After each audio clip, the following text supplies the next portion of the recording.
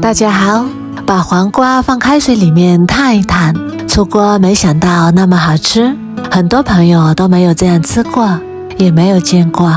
做法非常的简单，一起来看看是怎么做的吧。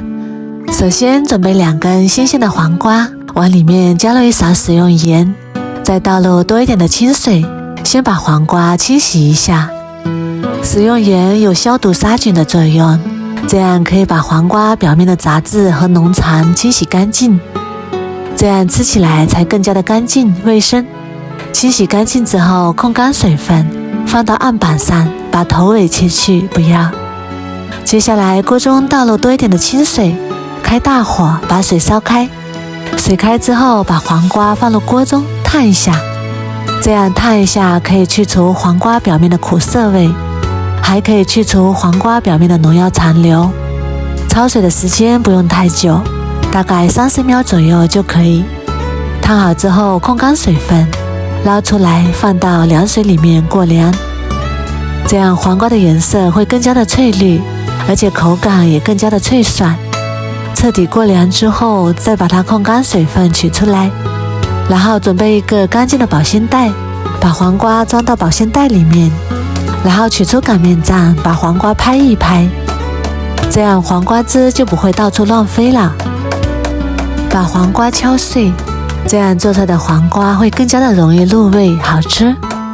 拍好之后改刀切成小块，切的大小均匀一点就可以。切好之后装入大一点的碗中备用。再来准备半个洋葱，改刀切成小块。洋葱可以提前放冰箱里冷藏2个小时，这样切的时候就不会辣眼睛。切好之后和黄瓜放在一起。再来准备几瓣大蒜，先切成薄片，再改刀切成蒜末。切好之后装入大碗中。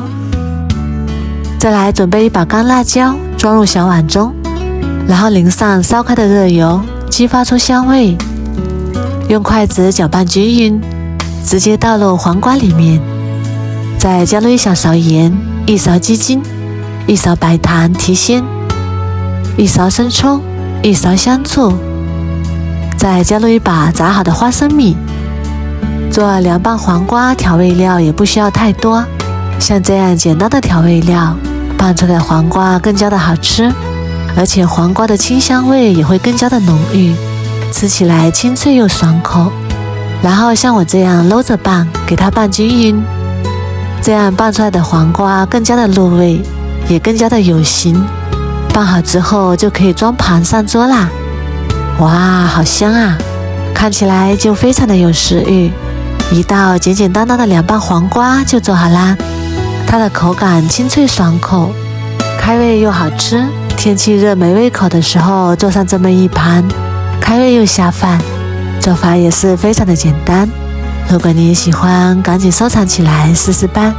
我每天都会更新不一样的美食视频，喜欢我的视频就关注我吧，谢谢您的支持。